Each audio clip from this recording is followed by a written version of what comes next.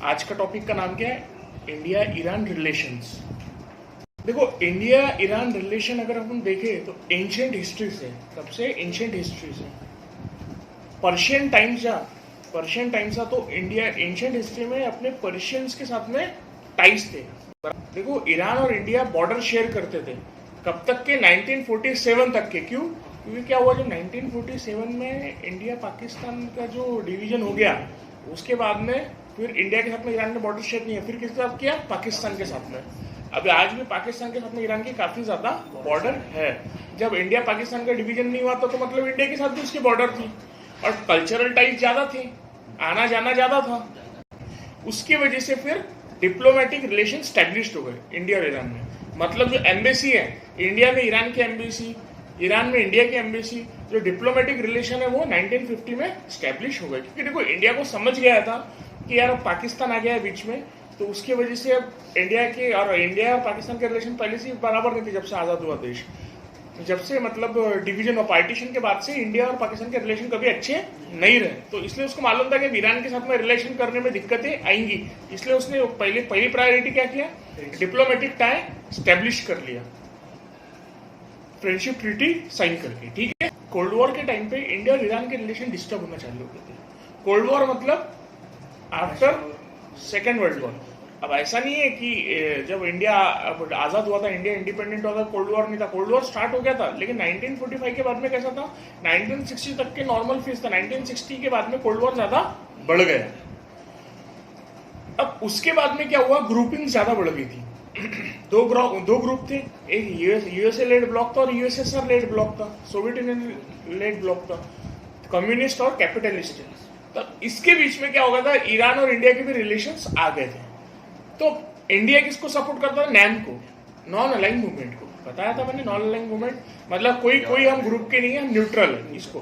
But India actual में अंदर से रशिया के साथ में इंडिया के रिलेशन ज्यादा अच्छे थे कभी भी, जबकि ईरान के वेस्टर्न कंट्रीज के अपने रिलेशन ज्यादा थे। वेस्टर्न कंट्रीज के साथ में छोड़ो, ईरान एक्चुअली वेस्टर्न ब्लॉक का मेंबर था। कि यूएसए के इसमें आज देखो, तुम देखोगे रीयूएसए और ईरान अपोज में है पूरा, सबको मालूम है। तो ऐसा क्या था कि यूएसए और ईरान पूरे क्लोज रिलेशंस थे? उसके पीछे एक रीजन था। अभी बताओ, सऊदी अरेबिया और यूएसए के रिलेशन कैसे? अच्छे फिलहाल तो अच्छे हैं। अभी कुछ टाइम चेंज हो रहा तो अभी कुछ गड़बड़ हो सकती है, बट फिलहाल तो अच्छे हैं। क्यों मालूम है? क्योंकि वहां मोनार्ची है। यूएसए के हिसाब से चलती वहां की रजाई, मतलब यूएसए से आर्म्स खरीदना, ऑयल इंपोर्ट करना, ऑयल एक्सपोर्ट करना। यूएसए के हिसाब से इंटरेस्ट है, वो लोग भी अपना पॉलिटिकल रिलेशंस चेंज करते दूसरे कंट्रीज के साथ में, बराबर है। और वैसे ही ईरान के साथ था। इस्लामिक रिवॉल्यूशन के पहले 1979 में इस्लामिक रिवॉल्यूशन था, उसके पहले तक के ईरान में मोनार्ची थी। क्या थी? मोनार्ची। और जहां मोनार्ची है वहां पर वेस्टर्न रिलेशंस अच्छे हो जाते हैं, क्योंकि अभी भी आप देखो, जहां जहां मोनार्ची है वहां पर वेस्टर्न कंट्रीज के रिलेशन आप कई हद तक के देखो अच्छे हैं, स्पेशली यूएसए के, क्योंकि उनके विंग्स पे चलते हैं। देखो, इंडिया और ईरान के रिलेशन कहां से अच्छे हुए, यूएसए और ईरान के रिलेशन कहां से खराब हुए? इसके पीछे एक कॉमन चीज है। मतलब देखो, जहां से इंडिया और ईरान के रिलेशन अच्छे होना शुरुआत हो गई, वहां से यूएसए और ईरान के रिलेशन खराब हो गए। क्यों? मैं बताता हूँ। 1979 इस्लामिक रिवॉल्यूशन।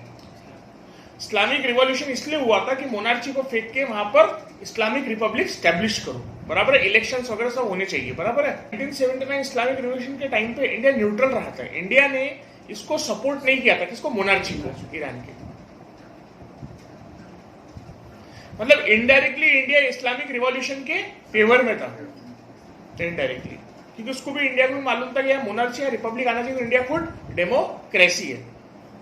तो उसके बाद से इंडिया के रिलेशन जैसे इस्लामिक रिपब्लिक वहां पर स्टैब्लिश हो गई, इंस्टॉल हो गई, वहां से इंडिया और ईरान के रिलेशन इंप्रूव होना शुरुआत हो गई। लेकिन अभी भी कुछ प्रॉब्लम्स इंडिया और ईरान के रिलेशन फेस कर रहे थे हिस्टोरिकली। अगर अपन देखें, इराक और ईरान में इंडिया के सबसे अच्छे रिलेशंस थे इराक के साथ, और इराक और ईरान का पंगे चल रहे थे, इराक और ईरान के वॉर चल रहा था। तो वो डिस्प्यूट की वजह से इंडिया किसके फेवर में ज्यादा था? ईरान के। तो वो ईरान को छुपती थी बात। और दूसरा पहलू अगर देखे, इंडिया पाकिस्तान के इसमें ईरान फेवर करता था पाकिस्तान को। ईरान इसलिए पाकिस्तान को फेवर करता था क्योंकि पाकिस्तान को सपोर्ट करता था यूएसए, इसलिए पहले से पाकिस्तान और ईरान के संबंध ज्यादा अच्छे रहे। और दूसरी बात कि पाकिस्तान और ईरान टेरिटोरियल एरिया भी शेयर करते थे, अभी भी करते हैं, बॉर्डर शेयर करते हैं। ईरान इंडिया के साथ में उतना रिलेशन नहीं है, पाकिस्तान के साथ में ज्यादा रिलेशन है। दूसरी बात है दोनों इस्लामिक कंट्री है, तो उसके वजह से भी एक कॉमन चीज आ जाती। तो ईरान और पाकिस्तान के रिलेशन ज्यादा बेटर रहे हुए, पहले से रहे हुए, ठीक है। उसकी वजह से इंडिया और पाकिस्तान में ईरान किसको सपोर्ट कर रहा था? पाकिस्तान को। तो वो एक प्रॉब्लम था। फिर वापस से अगर अपन देखेंगे रिलेशंस अगर और इंप्रूव होना चालू होगा, तो एक्चुअल में अगर आप देखेंगे तो अटल बिहारी वाजपेयी जब प्रधानमंत्री बने, प्राइम मिनिस्टर बने, जब से रिलेशंस थोड़े इंप्रूव होना स्टार्ट हो गए थे। जब वो फुल टर्म के लिए बने थे 1999 से 2004 तक के अटल बिहारी वाजपेयी प्राइम मिनिस्टर बने थे, उस टाइम पे रिलेशंस इंडिया के ईरान के साथ में पाकिस्तान के साथ भी इंप्रूव हुए थे, सबको मालूम है। 2001 में अटल बिहारी वाजपेयी ईरान विजिट किए थे, तो उन्होंने वहां जाके तेहरान डिक्लेरेशन साइन किया था। तेहरान डिक्लेरेशन में 2001 में साइन करके उसमें ये किया उन्होंने कि म्यूचुअल एरिया कोऑपरेशन के कौन कौन से वो डिसाइड किया, और वहां पर हम लोग अभी ज्यादा से ज्यादा कोऑपरेशन करेंगे। उसके साथ ही दोनों का और कॉमन एरिया जहां पर रिलेशंस इंप्रूव हुए वो आ गया तालिबान। अफगानिस्तान में जो तालिबान था उसको ईरान भी अपोज करता था, क्योंकि वो टेररिस्ट एक्टिविटीज फैलाता था तालिबान उस टाइम पे भी। और दूसरी बात है सुन्नी ग्रुप है वो, और ईरान जो है वो शिया ग्रुप है, तो उसके वजह से भी एक सेक्शनल कॉन्फ्लिक्ट भी उनके बीच में था। और इंडिया भी तालिबान के अपोज में था, क्योंकि इंडिया को डेमोक्रेसी चाहिए थी, वहां ऑटोक्रेसी थी। तो नॉर्दर्न अलायंस जो थे, नॉर्दर्न अलायंस यानी जो ऊपर की जो वेस्टर्न कंट्रीज थी, वो लोग जो तालिबान के अगेंस्ट में थी उसको फेवर करने में इंडिया और ईरान दोनों साथ में थे। तो वो भी एक थोड़ा कॉमन पॉइंट आ गया था। उसके बाद में जब तालिबान को वहां से अपरूट कर दिया, जब तालिबान को अफगानिस्तान से निकाला 2001-2 में, तो उसमें इंडिया ने सपोर्ट किया था एंटी तालिबान गवर्नमेंट को, अशरफ घानी की गवर्नमेंट थी। किसकी गवर्नमेंट थी? अशरफ घानी की।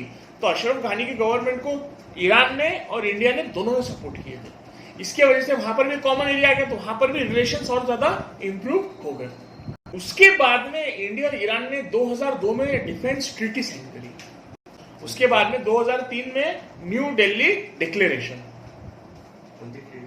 इसके वजह से क्या हुआ कि रिलेशंस इंडिया और ईरान के बहुत ज्यादा बेहतर होना शुरू हो गए, और स्पेशली अटल बिहारी वाजपेयी जब प्रधानमंत्री बने उसके बाद से। अब अपन ये देखेंगे ईरान इंडिया के लिए क्यों जरूरी है। पहला अगर कारण देखेंगे तो रिसोर्सेस। अगर क्रूड ऑयल का देखेंगे हम, तो ईरान के पास में वर्ल्ड में सेकेंड लार्जेस्ट क्रूड ऑयल का रिसोर्स है। नेचुरल गैस का भी ईरान के पास में वर्ल्ड में लार्जेस्ट रिसोर्स में उसकी गिनती होती है। अगर मैं बताऊं आपको, ईरान अगर आज देखेंगे आप डेली बेसिस पे 4.5 लाख बैरल्स के आसपास सप्लाई करता, 4.5 लाख बैरल्स डेली सप्लाई करता, नहीं वर्ल्ड में। मतलब उसका इंपॉर्टेंस बता रहा मैं कितना इंडिया के लिए। और इंडिया को आज सबसे ज्यादा दिक्कत है किसकी? इन्फ्लेशन किसकी वजह से है इंडिया का? इंपोर्टेड इन्फ्लेशन बोलते हैं। तो इन्फ्लेशन इंडिया का सबसे ज्यादा किसकी वजह से है? Crude oil inflation. क्योंकि तेल महंगा पड़ता, ऑयल महंगा पड़ने की वजह से क्या होता कि अपने को पेट्रोल महंगा पड़ेगा, पेट्रोल महंगा होने की वजह से हर चीज की कॉस्ट बढ़ जाती है, उसकी वजह से इन्फ्लेशन बढ़ जाता। अभी भी आपने रिसेंटली देखा होगा पेट्रोल की कॉस्ट बढ़ी तो पूरा इन्फ्लेशन बढ़ गया था। मतलब इंडिया के इसमें क्रूड ऑयल जो है बहुत इंपॉर्टेंट रोल प्ले करता। फिर ईरान के साथ में रिलेशंस कितने इंपॉर्टेंट है इंडिया के लिए? बहुत जरूरी है। आप बोलोगे दूसरे कंट्री तो देते, बट दूसरे कंट्री से इतना नहीं आता ना सप्लाई। इंडिया की पॉपुलेशन कितनी है? बराबर है 140 करोड़ के आसपास पॉपुलेशन है। नीड बढ़ रही दिन पर दिन। इससे ज्यादा फिर सप्लाई जो रहता, एक जगह से सप्लाई के इस पे नहीं रह सकते हो। हमारे को डाइवर्सिफिकेशन चाहिए सप्लायर्स के, समझ में आया? इसीलिए अपने को ईरान का रिसोर्सेज के लिए इंपॉर्टेंस है। दूसरा इंपॉर्टेंस क्या है? सेंट्रल एशियन कंट्रीज और अफगानिस्तान। अगर अफगानिस्तान पे इंडिया को जाना है तो अफगानिस्तान को कोई पोर्ट शेयर करता है क्या? अफगानिस्तान कोई कोस्ट है क्या अफगानिस्तान को? नहीं। सेंट्रल एशियन कंट्रीज को कोई कोस्ट है क्या इधर से नीचे से अपने पास से अरेबियन सी से? नहीं। अगर इंडिया को अफगानिस्तान जाना है, सेंट्रल एशियन कंट्री जाना है, लैंड रूट अगर पकड़ना है या नजदीक से नजदीक कोई रूट से जाना है, तो वो जाना पड़ता वाया ईरान। अब दूसरा है रूट पाकिस्तान का, बट पाकिस्तान इंडिया को जाने देगा क्या? वो तो रास्ते में खड़े हो जाता, वो तो नहीं जाने देगा। बीच में वीट ही सप्लाई कर रहा था अफगानिस्तान को, तो वही तो नहीं करने दे रहा था। फिर बड़े मुश्किल से जब अफगानिस्तान ने अपील किया पाकिस्तान को कि नहीं भाई हमारे को वीट की जरूरत है, हमारे को अनाज की जरूरत है, आप परमिशन दो, तब जाके इंडिया को उसने परमिशन दिया। लेकिन इंपोर्ट की नहीं दिया, सिर्फ एक्सपोर्ट की दिया। मतलब तुम अफगानिस्तान को दो, पर अफगानिस्तान से तुम कुछ मत लो। मतलब वो इंडिया की डेवलपमेंट होने देना चाहता क्या? नहीं।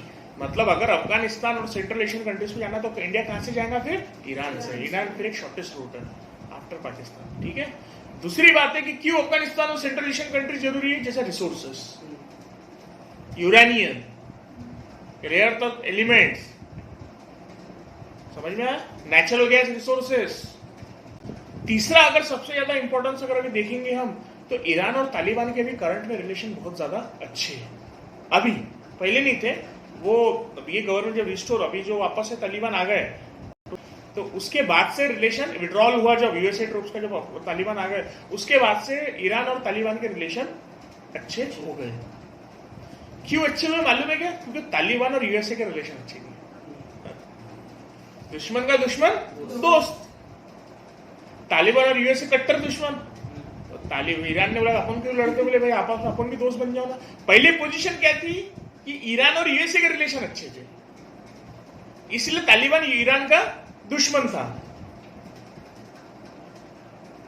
अभी पोजीशन क्या है? इंडिया और ईरान दुश्मन है, सॉरी यूएसए और ईरान दुश्मन है, इसलिए तालिबान और ईरान के रिलेशन अच्छे।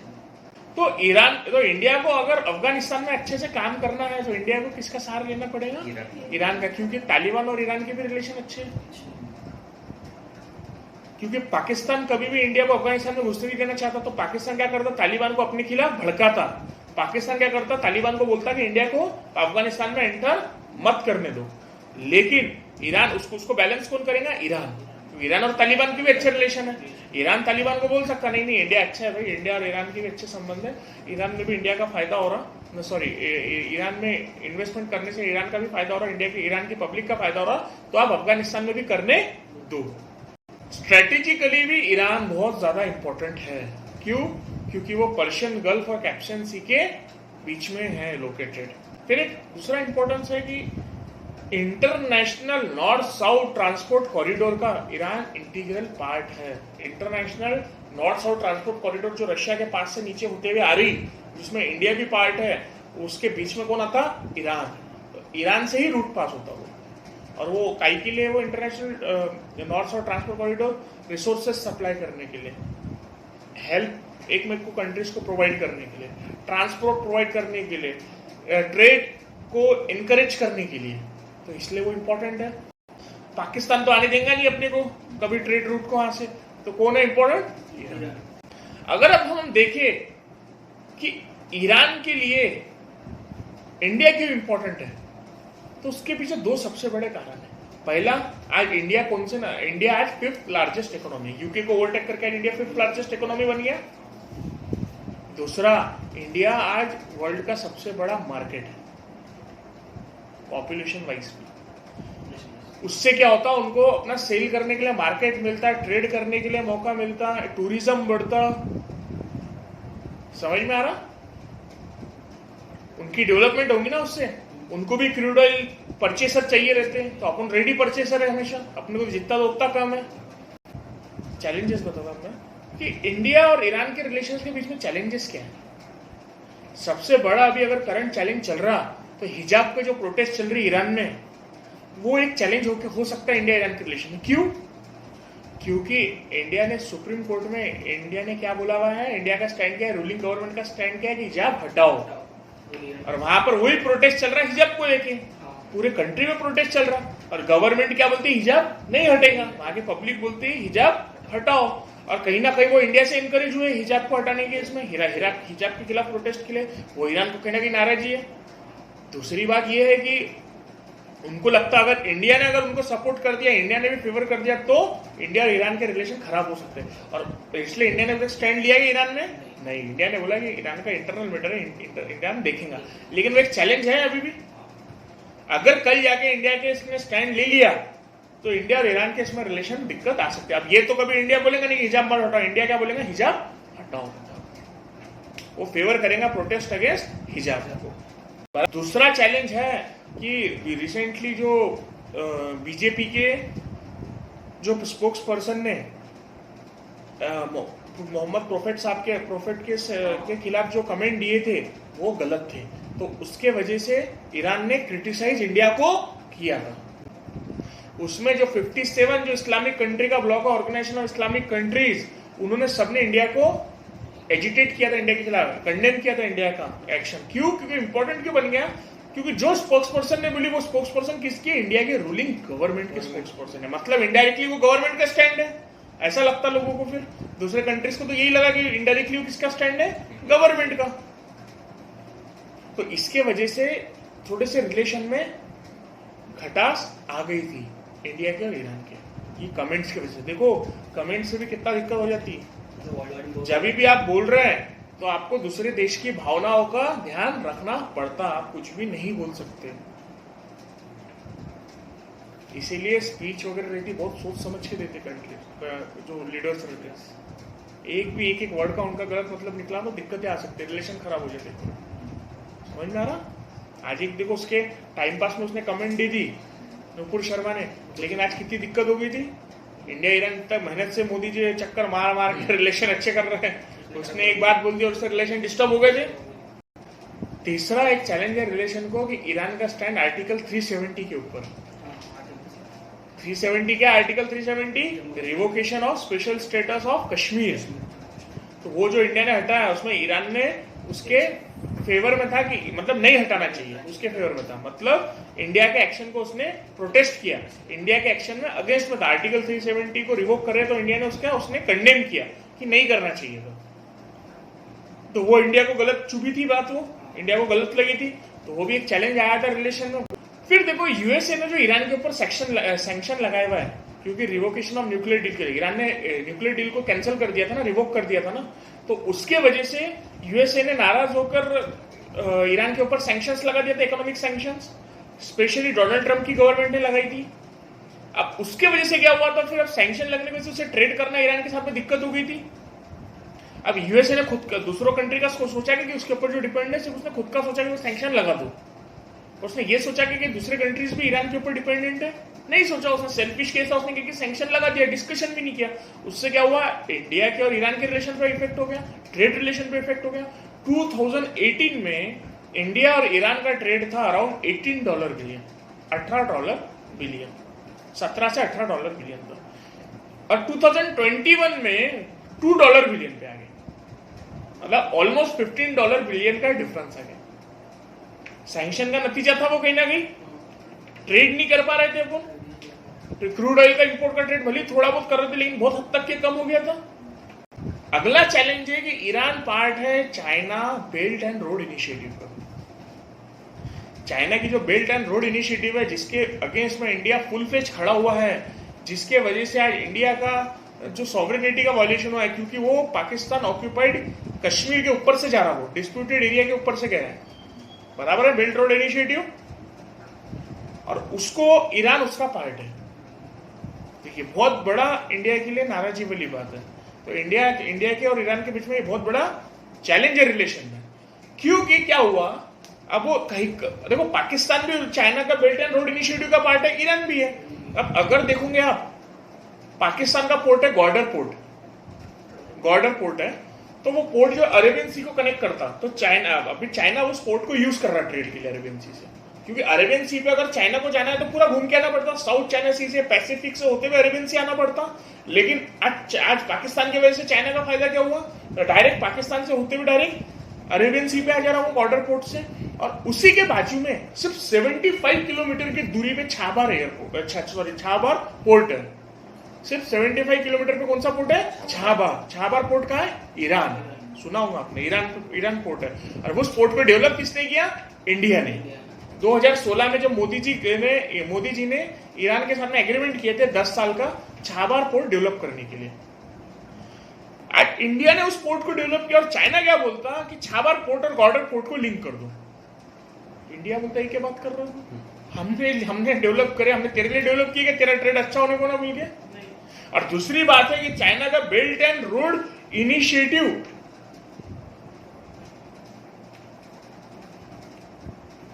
चाइना का जो बेल्ट एंड रोड इनिशिएटिव है उसके अगेंस्ट में इंडिया। और उसकी भी अलग बात यह है कि वो पाकिस्तान ऑक्यूपाइड कश्मीर में से जाता, और फिर इंडिया उसको कैसे सपोर्ट कर सकता है? अगर इंडिया ने उसको सहमति दे दिया कि छाबार पोर्ट और गॉर्डर पोर्ट को होने दो कनेक्ट, अगर इंडिया ने उसको परमिट कर दिया तो इनडायरेक्टली इंडिया अपना जो अपोजिशन है पाकिस्तान ऑक्यूपाइड कश्मीर पे सारा इंडिया अपोजिशन हटा दे रहा है इनडायरेक्टली। यही होगा, क्योंकि पाकिस्तान पहुंचने के पहले वो पाकिस्तान ऑक्यूपाइड कश्मीर को क्रॉस कर रहा हूं, इसलिए इंडिया उसके फेवर में नहीं है। इंडिया ने ऑब्जेक्शन दिया हुआ है। ईरान है डिलेमा में। ईरान बोलता कि यार तू इंडिया को कि तू भी हमारे साथ रिलेशन अच्छे नहीं करता, तू यूएस के चक्कर में हमारे से ट्रेड खराब कर रहा, फिर हमारे पास ऑप्शन क्या है? हमारे पास चाइना ही ऑप्शन है। फिर ईरान तो बोलेगा ना अगर तुम ट्रेड नहीं कर रहा तो मैं कहां जाऊंगा। इनफैक्ट अगर आप देखोगे आज ईरान और चाइना ने 25 ईयर की स्ट्रेटेजिक पार्टनरशिप भी साइन कर ली है। 25 ईयर्स की स्ट्रेटेजिक पार्टनरशिप एग्रीमेंट साइन किया है किसने? चाइना ने और ईरान ने। तो ये भी एक चैलेंज है। एक चैलेंज ये भी है कि ईरान जो है हौती जो रिबेल्स है, हौतीस रिबेल्स यमन में, उनके पीछे सपोर्ट कर रहा, और हौती रिबेल्स क्या कर रहे हैं? सऊदी अरेबिया में और यूएई में अटैक कर रहे हैं। सऊदी अरेबिया में और यूएई में अटैक कर रहे हैं क्योंकि ईरान सऊदी अरेबिया यूएई के अगेंस्ट में गल्फ कंट्रीज के अपोज में ईरान, उनके बीच में तो हमेशा से डिस्प्यूट चली है, रीजनल डिस्प्यूट कि कौन रीजनल लीडर है। ईरान बोलता मैं रीजनल लीडर हूं और सऊदी बोलता मैं रीजनल लीडर हूं। दूसरी बात है ईरान में है थोड़ी रिपब्लिक और वहां पर है ऑटोक्रेसी। ईरान है शिया और वो है सुन्नी, तो ये सब डिस्प्यूटेड है। तो यमन और ईरान के रिलेशन अच्छे हैं कल्चरली, इसलिए ईरान क्या करता, यमन के अंदर हौती रिबेल्स है, उन्हें हौती रिबेल्स, उसको कौन सपोर्ट कर रहा? ईरान। किसके अगेंस्ट में? सऊदी अरेबिया के, क्योंकि यमन और सऊदी अरेबिया के रिलेशन अभी अच्छे नहीं है। तो हौती रिबेल जो है वो सऊदी अरेबिया के अपोजिट में है, तो उनको कौन सपोर्ट कर रहा है आर्म्स एंड एम्यूनिशन से? ईरान। देखो ड्रोन अटैक भी हुआ था बीच में सऊदी अरेबिया में, आपने देखा होगा पेट्रोल पंप पे, उसके अंदर इंडियंस भी मारे गए थे। तो इंडिया ने उसको ऑब्जेक्शन ये लिया था कि आपके आपस की लड़ाई में इंडियंस भी मारे गए, उसका क्या? इजराइल और इंडिया के रिलेशन दिन पर दिन बेहतर तो होते जा रहे हैं, बराबर है, लेकिन उसको ऑब्जेक्ट कौन कर रहा? ईरान। क्योंकि ईरान और इजराइल के रिलेशन अच्छे नहीं है। इजराइल के रिलेशन इनफैक्ट कोई भी वेस्ट एशियन कंट्रीज के साथ में अच्छे नहीं है, क्योंकि वेस्ट एशियन कंट्रीज इजराइल को वहां का पार्ट कंसिडर नहीं करते। वो समझते ये एनक्रोचर है, ये सिर्फ मुस्लिम्स कंट्रीज का रीजन है, सिर्फ मुस्लिम्स कंट्रीज का रीजन है, यहाँ पर इजराइल ने नहीं आना चाहिए था। तो इजराइल को वहां का पार्ट कंसिडर करते क्या हो? नहीं। इसलिए ईरान अपोजिट में रिलीजन के ग्राउंड पे इजराइल के। बीच में आपने न्यूज में देखा होगा कि इजराइल ने बोला कि ईरान को कि हम अटैक कर देंगे अगर ज्यादा कभी हुआ तो। कई क्यों ऐसा बोलते हैं कि इजराइल में जो पैलेस्टाइन और इजराइल का जो डिस्प्यूट है, पैलेस्टाइन को कौन सपोर्ट करता बोलते हैं? ईरान। मतलब पैलेस्टाइन को कौन सपोर्ट, जैसा यमन जैसा हौती को कौन सपोर्ट कर रहा सऊदी के खिलाफ? ईरान। वैसे ही वो इजराइल के खिलाफ पैलेस्टाइन को कौन सपोर्ट कर रहा? ईरान। समझ में? इसीलिए इजराइल और ईरान के रिलेशन अच्छे नहीं है। एक ग्राउंड है कि रिलीजन का ग्राउंड, कि ईरान कंसिडर नहीं करता उसको वेस्ट एशियन कंट्रीज का पार्ट, वैसे तो कोई भी नहीं करता रिलीजन के ग्राउंड पे, क्योंकि सिर्फ मुस्लिम्स कंट्रीज का रिलीजन है, वो ऐसा बोलते हैं। और दूसरा ग्राउंड ये है कि वो पैलेस्टीन को ईरान सपोर्ट करता। ये भी ग्राउंड पे इजराइल के और ईरान के रिलेशन अच्छे नहीं है, जबकि इंडिया और इजराइल के रिलेशन बहुत ज्यादा अच्छे हैं। इंडिया और ईरान के भी रिलेशन अच्छे हैं। तो अब दिक्कत आ गई, ईरान बोलता कि तुम इजराइल से रिलेशन तोड़ो, इंडिया बोलता है कि इजराइल से हम रिलेशन तोड़ नहीं सकते। उल्टा हमारे रिलेशन और ज्यादा बढ़ गए, टेक्नोलॉजी में इंडिया और इजराइल के रिलेशन बढ़ गए। इजराइल के पास में टेक्नोलॉजी बहुत ज्यादा अच्छी है, उनकी रिसर्च एंड डेवलपमेंट बहुत ज्यादा अच्छा है उनका। एक चैलेंज रिलेशंस में ये भी है कि 2019 में ईरान जो 2019 में जो इंडिया ईरान से क्रूड ऑयल परचेस करता था, उसका एग्रीमेंट 2019 में इंडिया ने कैंसिल कर दिया था। रिसेंटली जो जून में ईरान का जो फॉरेन मिनिस्टर इंडिया में आया था, उसने इंडिया को ये अर्ज किया कि भाई तो रिस्टोर कर लो रिलेशंस, जो एग्रीमेंट जो तुमने कैंसिल किया था उसको रिस्टोर कर लो। समझ में आ रहा?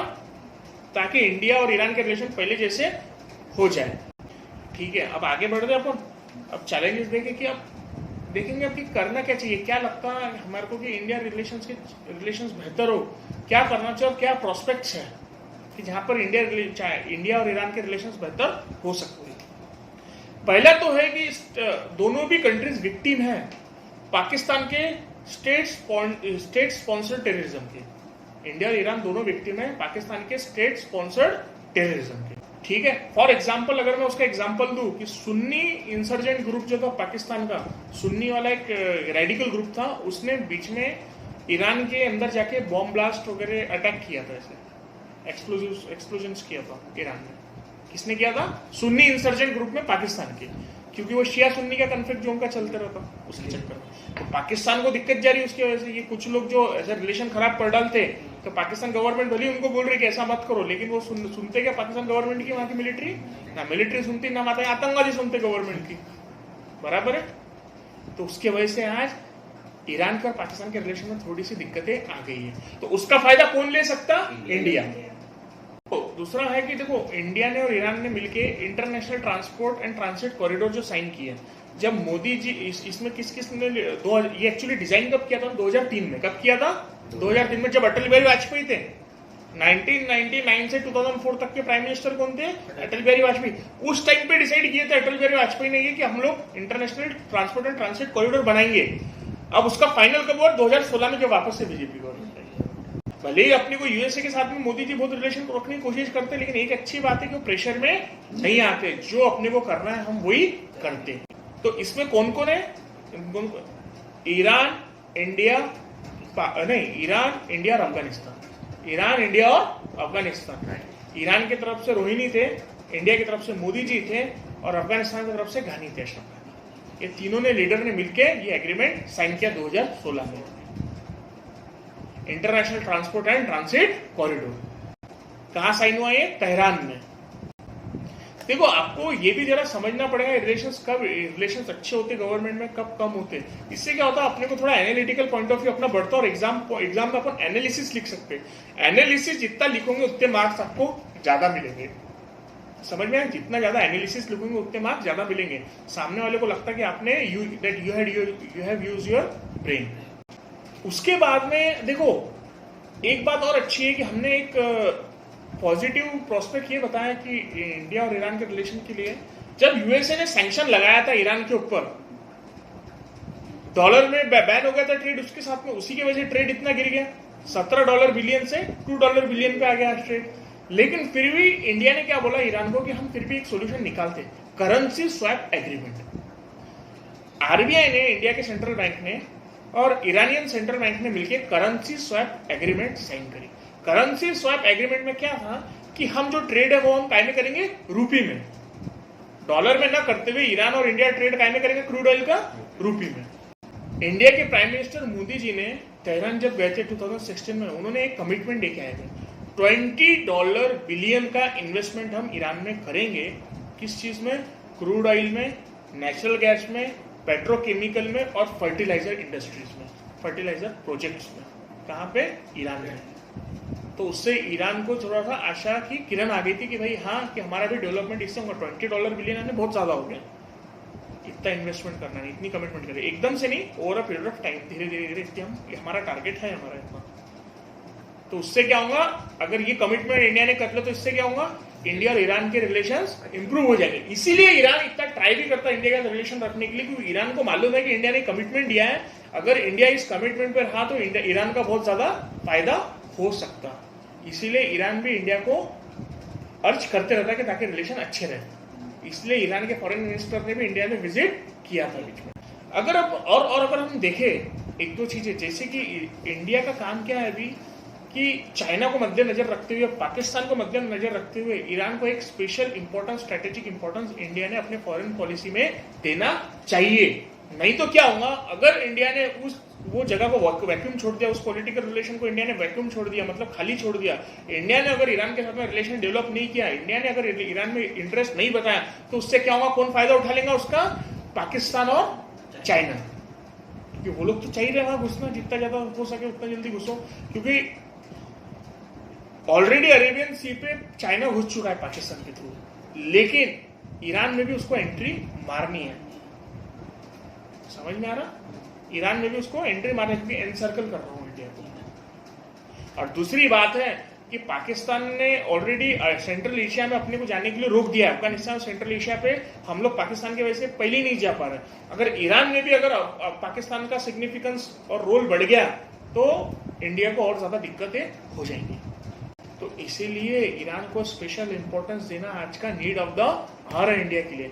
इकोनॉमिक इंपॉर्टेंस भी है उसका, स्ट्रेटेजिक इंपॉर्टेंस भी है, दोनों भी इंडिया के लिए इंपॉर्टेंस है। इकोनॉमिक इंपॉर्टेंस क्यों? क्योंकि क्रूड ऑयल, नेचुरल गैस वहां सबसे ज्यादा है, मतलब काफी ज्यादा वहां पर रिजर्व्स अवेलेबल है, तो इंडिया को उससे हेल्प मिल सकती।